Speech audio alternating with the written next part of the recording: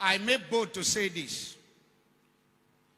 Whenever a prophet dies or is called to glory or sleeps in the Lord, we have some so-called pastors and ministers who call themselves word-based pastors, who want to demonize and manipulate the prophetic ministry. I'm waiting for them standing in the gate. I'm going to reply them. When people in their camp die, it is normal. But when a prophet dies, they want to demonize it. If I hear any one of them talk in this country, I will shut that person down. It is okay when people in your camp goes to glory, it's normal. But when a prophet dies, you say it's a demon. You say it's witchcraft. If I hear you talk in this country, I'm coming for you. I am not normal. I am a barrack boy. I will reply you accordingly.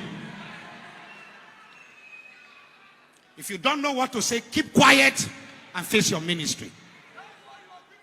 In where I come from, in the Yoruba place, there are two things, no matter how you are having misunderstanding with anybody.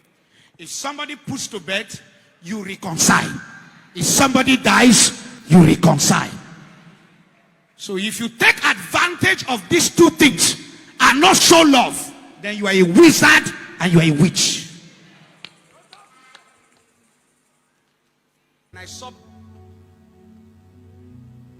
poor people, widows, people who have benefited from Prophet TB Joshua running down to squan. How many people have died that way and are ministers of the gospel? Those of you who speak against Prophet TB Joshua, how many of you have died? Those so-called word-based preachers that people run down to the church and break into tears to talk about the good work and the life that you have taught. It's not about preaching Bible. It's about what you have done and the impact you have done. You can say whatever you want to say about him. But can I ask you, how many of your generals have died and poor masses run down to the doorpost crying, even when they are not members, including Muslims? To be the light is not calling Jesus. To be the light is even when an unbeliever can testify that you are good. I'd rather be controversial before men and make heaven.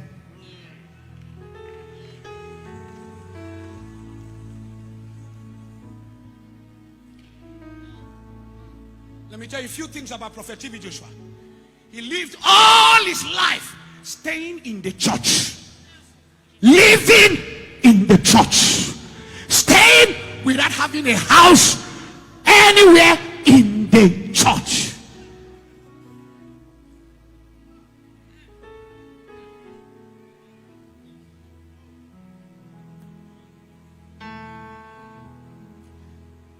In his word to me one day, we were talking. He said, God has given you grace to branch out. I don't have the grace. I don't want anybody and any spiritual son to make me miss heaven.